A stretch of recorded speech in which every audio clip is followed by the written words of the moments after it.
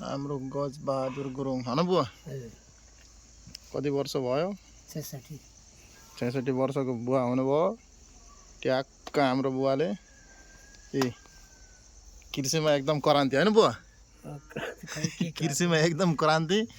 अनि भैँसी पालन, भैँसीको बिमा लगातार कन्टिन्यू गर्नुहुन्छ। त्यसपछि यो बिमा गरेपछि के हुन्छ गरे बुवा भनिदिनु हाम्रो कृषकहरूलाई?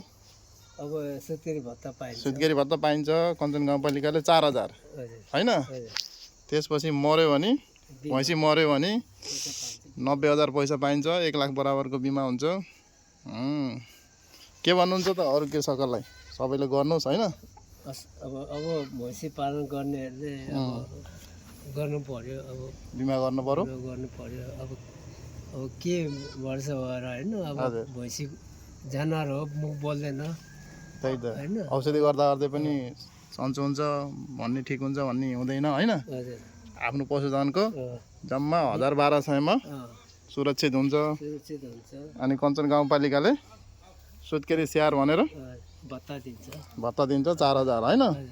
अब यिनीहरूलाई चाहिँ अब दाना पानी लाउनु पर्यो। अब त्यही पैसाले अब दुध दिन्छ। दुध अब हामीले बिक्री गर्ने हो।